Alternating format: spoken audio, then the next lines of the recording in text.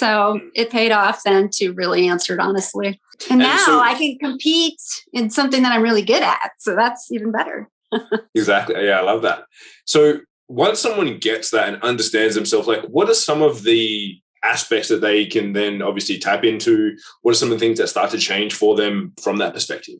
Yes. Well, there's 5 layers to what they learn about themselves. One is their raw talents that are wired in their brain to be fast and accurate at.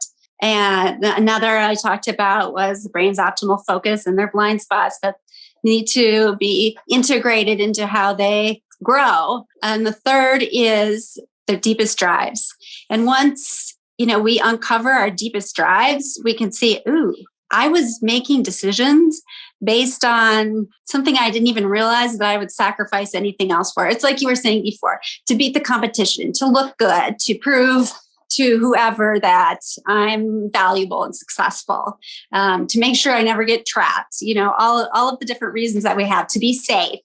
And so that's always one of the biggest that they walk away with. And we always switch it from, I'm wired to have a focus on, say, for example, winning, quality, giving quality in everything that I do. But I don't want to think about that anymore in terms of, I got to prove it.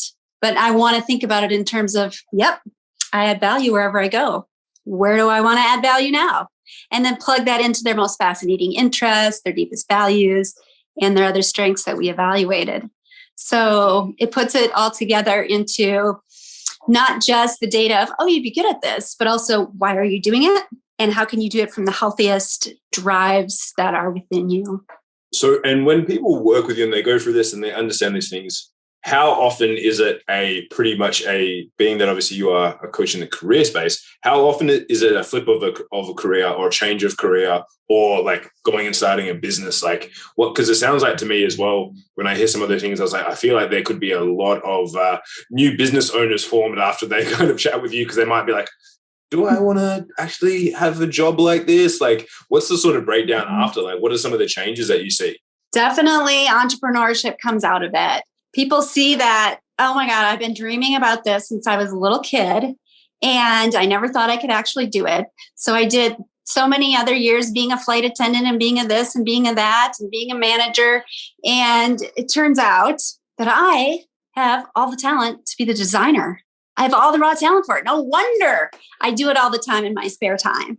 And so then they just walk out with this confidence, like, I can make this work. I've got talents, and I've actually been developing it. Even though it's been a hobby, I've been developing expertise in it for 40 years. So I have a great platform to go on from there. And also, I know the heart of what I want to design for people now. I know what I want to bring into their space. So they're just confident and they go out and they can get started right away. But also, you'll have college students that are dropping out because they don't like their major, they feel lost. And they, after we've gone through the program, they'll say, okay, I know what I want to be in college for. I'm not dropping out anymore. I don't have to just go home and live with my parents perpetually. I have something I want to contribute out in the world, and I know what it is, and I know how I'm going to do it. Even with pandemic coming, new college students coming out into the marketplace, some of them are the first to be let go. But they would say, this hasn't shaken my confidence at all because I know exactly who I am, why I'm here, and what I'm doing, and I know I'll get there. So those are 2 examples. Also, people just re-engineer their job where they are. A great example, a woman was working in a tech organization, and all day long she was taking tech support calls and saying, emergencies basically that she was dealing with others. And she's just started to get how you feel about your career really affects how you feel about yourself and your whole life. So she was feeling like, I guess I'm good at nothing. I don't even like myself anymore. I should probably leave this job. But after looking at her results, she realized, oh my gosh, I've put in 2 years. I know everything about this tech support role, but I am wired to be a manager and make sure the resources get to the tech support people. So with that, she went into her boss, put in her application for a management role, was moved right in, and has been enjoying her job ever since and really getting such great feedback about the value she adds for the company. So there's another example of how it can turn out.